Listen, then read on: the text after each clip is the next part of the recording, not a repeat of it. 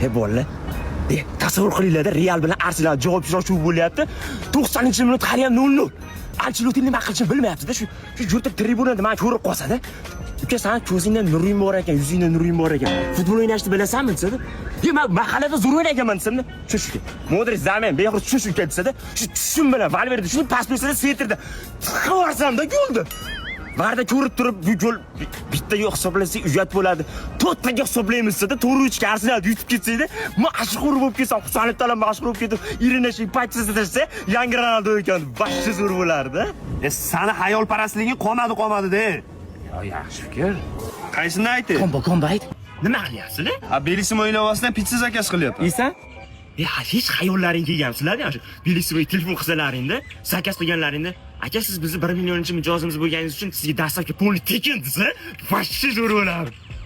O'z Bellissimoda dastlabki tekin. Yo'q. O'sha hayollarim o'qishni boshlashdimi? Bundan tashqari Bellissimo pizza ilovasidan yangi foydalanayotganlar uchun 70 mingdan boshlab birinchi buyurtma uchun 30 ming chegirmasi ham bor. Tushundingmi? Bo'lmasam, bitta telefon qilsam, siz bizni 5 millionchi mijozimiz bo'lganingiz uchun sizga yarim aksiyamizni beramiz-sa, boshqa zo'r